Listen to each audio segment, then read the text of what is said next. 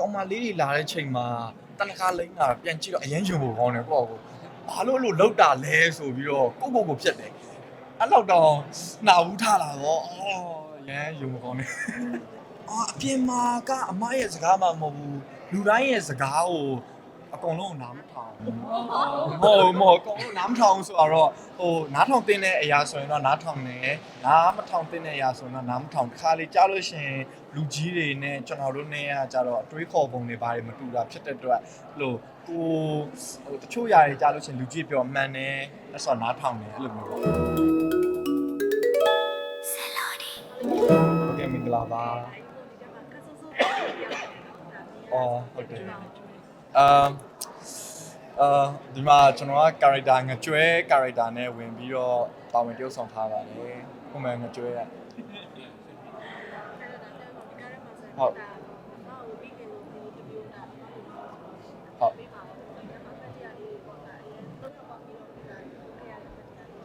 အမတ်တရတွေကတော့အများကြီးရှိတယ်ဒီအမတ်တရကျွန်တော်ခုနအကိုတို့စသလိုမျိုးပေါ့နော်ဟိုဘယ်နှမိနစ်ဖျောင်းနိုင်ဘယ်နှမိနစ်ဝယ်ပေးရမလဲလို့အဲ့ဒီစင်းတွေကတော့တကယ်အမတ်တရ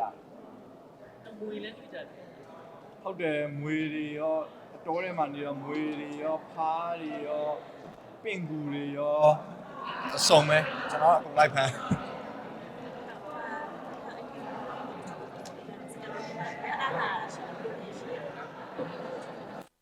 ဟုတ်တယ်ကိုမင်းဟူးကိုတချို့ဟာတွေကပြောအရန်အဲ့လိုအားနာစရာတွေတော့ဖြစ်တယ်ပေါ့နော်ဒါပေမဲ့ဒီဦးမင်းဟူးကလည်းအရန် professional ကြားရတယ်ကျွန်တော်ဒီစကားမှာဖြစ်တဲ့အတွက်ဒီစကားထဲမှာ character ကျွန်တော်တို့ပြောတာမဟုတ်ဘူးဒါငကျွေးလို့ဖြိုးမမောင်လို့သူတို့ကပြောတာဖြစ်တဲ့အတွက်ဒီပြောပွင့်လည်းပေးထားတယ်ဆိုတော့ဟိုအဲ့ဒါတော့ဟိုဘယ်လိုပြောမလဲစကားအရပြောရတာဖြစ်တဲ့အတွက်အဆင်ပြေပါတယ်ဟုတ်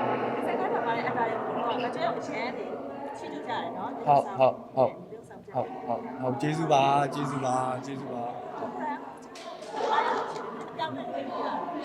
ဟုတ်တယ်ဟို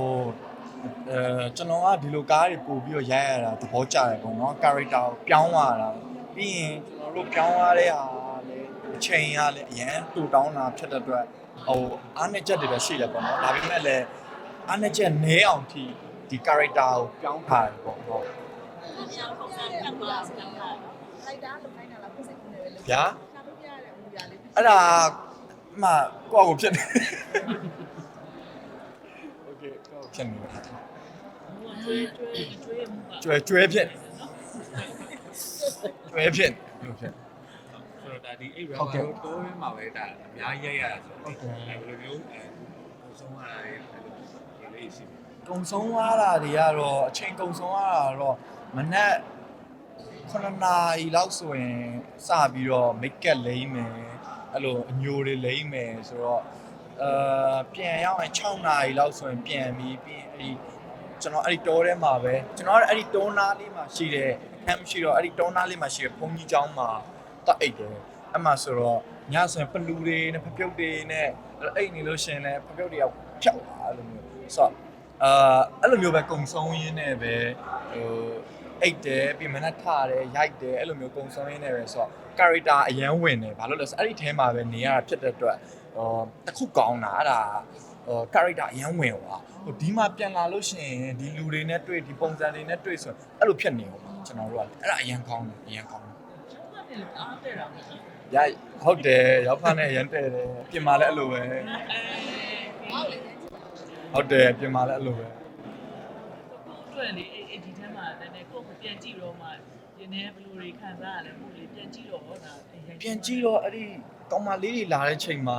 တနခါလိမ့်တာပြန်ကြည့်တော့အရင်ယုံဖို့ကောင်းတယ်ကိုယ့်ကိုဘာလို့အဲ့လိုလောက်တာလဲဆိုပြီးတော့ကိုဖြစ်တယ်အဲ့လောက်တော့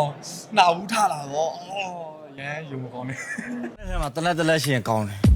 ခေါင်းလေးကိုချိန်ပြီးပြစ်လိုက်မင်းလက်တွေကစားပါလို့ပို့လေအဲ့လိုလောက်တတ်မှတ်တယ်အဲ့တော့အမဘာလို့ခေါင်းစကြောစားတဲ့ငန်းလေးဆိုလို့ဟုတ်တယ်အဲ့လိုလက်တွေနဲ့အဲ့လိုမျိုးအရန်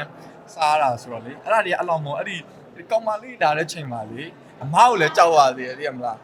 ရှာလည်းအော်တိုထွက်သွားသေးတယ်အပြင်မှာအမရဲ့စကားတကယ်နားထောင်တယ်ကောင်းနေတာအပြင်မှာကအမရဲ့စကားမှမဟုတ်ဘူးလူတိုင်းရဲ့စကားကို အကုန်လုံးနားမထောင်ဘူးမဟုတ်အကုန်လုံးနားမထောင်ဆိုတော့ဟိုနားထောင်တင်တဲ့အရာဆိုရင်တော့နားထောင်တယ်နားမထောင်တင်တဲ့အရာဆိုရင်တော့နားမထောင်တစ်ခါလေကြားလို့ရှိရင်လူကြီးတွေနဲ့ကျွန်တော်တို့နဲ့ကကြတော့အတွေးခေါ်ပုံတွေဘာတွေမတူတာဖြစ်တဲ့အတွက်လို့ကိုဟိုတချို့ຢာတွေကြားလို့ရှိရင်လူကြီးပြောမှန်တယ်အဲ့ဆိုနားထောင်တယ်အဲ့လိုမျိုးပေါ့မဲ့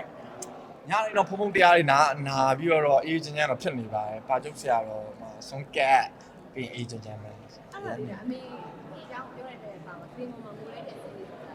ဟုတ် နောက်တော့မှပို့တော့ကျန်ကြည့်တဲ့အခါမှာဝမ်းနေတယ်ကြည့်ရပြီးတော့ ဟုတ်တယ်ဒါတော့မှကျွန်တော်မှအမေရောဖေရောရှိသေးတယ်ပေါ့နော်အဲ့ဒါတော့ဝမ်းနေဖို့ကောင်းတယ်ဆိုတော့အစင်းနေတကယ်အဲ့လိုမျိုးဖြစ်တဲ့သူတွေအများကြီးရှိတယ်ပေါ့နော်အဲ့ဆိုရင်တို့တက်ပို့ပြီးဝမ်းနေဖို့ကောင်းမယ်လို့ထင်တယ် ၃ယောက်လုံးကတော့အရင်စိုးကြတယ်လေငကျွဲစိုးဖို့စိုးမိကိုဘယ်လိုမျိုးလေးပြောချင်လဲ ဟုတ်တယ်မကျွဲစိုးပုံစိုးမိရကြတော့အရန်မစင်းစားတတ်ဘူးအဲ့လိုမျိုးပေါ့သူလုံနေတာတွေကစဉ်းစားဉာဏ်မရှိဘဲနဲ့လုံနေတာအဲ့လိုပုံစံဖြစ်နေတာပေါ့နော် ဆိုပေမဲ့ဒီအမစကားကိုသိနာထောင်တယ် ဟုတ် အဲ့တော့ဘယ်လိုမျိုး တော့ငယ်ကလေးကဒီကားကြည့်ရင်သိရမှာငယ်လေးကအမကိုကြတော့ဘယ်လိုပြောမလဲချစ်တာပေါ့နော်အမစိတ်ဆင်းရဲမှာပို့ပြီးတော့ဥမာကိုပြန်ပြောလိုက်လို့မစိတ်ဆင်းရဲမှာတော့အဲ့လိုမျိုးမခံချင်တာပေါ့နော်အဲ့လိုဆိုတော့ငယ်လေးကလေးအမကလည်းစားစရာရှိရင်မစားဘူးကျွန်တော်ကြွေးရဆိုတော့ဟိုအမကိုချစ်တဲ့အတွက်အမတခွန်းဆိုတခွန်းအဲ့လိုနားထောင်တာပေါ့ဒီကားတွေက မျိုးဆိုလို့ရှိရင်ဟုတ်ကဲ့ပါထပ်ပြည့်ချင်တယ်ဒီကျုံသွန်းတယ်လို့မျိုးပုံစံမျိုး ဟုတ်တယ် ပုံစံလေးဆိုဘယ်လိုမျိုး idea ရသွားလဲမျိုးမျိုးပေါ့နှစ်ယောက်ပဲရောက်ခနဲ့နှစ်ယောက် အဓိကကတော့ဒီကျွန်တော်တို့ director နဲ့မတ်ရွှေရန်တို့ idea တွေလည်းပါတယ်ပေါ့နော်အမှကျွန်တော်တို့ကဒီပုံမှာပဲ idea လိုက်လောက်တာဟုတ် ကိုလုံးလိုက်တဲ့လူမျိုးကိုနေထိခိုက်သွားလေးပါလေးရောလေးရှိတယ် အဲ့လိုမျိုးတော့မရှိဘူးအဲ့လိုမျိုးထိရိုက်သွားဘာညာတော့မရှိဘူးဒါပေမဲ့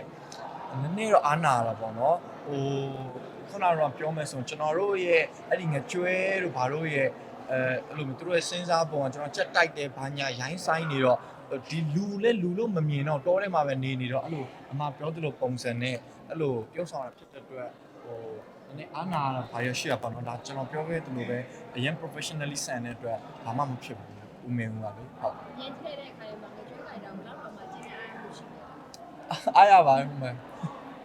စိတ်ညစ်စရာလည်းတော်တော်ကောင်းတယ်ကြိုက်ပြီလေဒီမှာလည်းရှာတယ်ဝမ်းတာအရင်ဝမ်းတာတယ်အဲ့လိုမျိုး character တွေပြောင်းတဲ့ရုပ်ရှင်တွေရိုက်ရတာဖြစ်တဲ့အတွက်အရင်ဝမ်းတာတယ် မမေ့စီအောင်ပါလားမ ညာ မေ့စီရမမေ့စီရပါ သူမကြည့်ရသေးဘူးသူတန်ကောင်းမှာ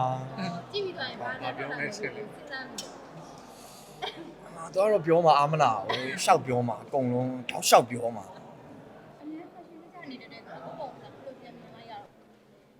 ဘယ်လိုမှတော့မနေဘူးကြိုက်တယ်အဲ့လို character ပေါ်မှာလိုက်ပြီးဝေးရတာကြိုက်တယ်ဒီအဲ့ဒီ character မှာကျွန်တော် Omani တွေပါဝက်လို့မရဘူးเนาะဆိုတော့ character နဲ့လည်းဒီ character နဲ့လည်းဘယ်လိုဝတ်တက်ဖို့ကလည်းလိုအပ်တယ်ပေါ့နော်ဆိုတော့အဲ့ဆိုဘာမှဖြစ်ကြိုက်မိုက် ဘိုးစားကြောင့်ဒါမလဲတာဘူးနော်အများကြီးမလဲတာဘူး ဟုတ်တယ်အများကြီးလဲတော့လဲထားပါတယ်ဒါပေမဲ့ဟိုဒီ character ရဒီဇက်ရကျွန်တော်တို့ကပတ်ဆိုင်လည်းမရှိဘူးတိုးထဲမှာလည်းဖြစ်တဲ့အတွက်အင်ကြီးရလည်းအများကြီးမရှိဘူးအဲ့လိုပေါ့နော်ဒီဇက်အရာအဲ့လိုဖြစ်သွားတယ်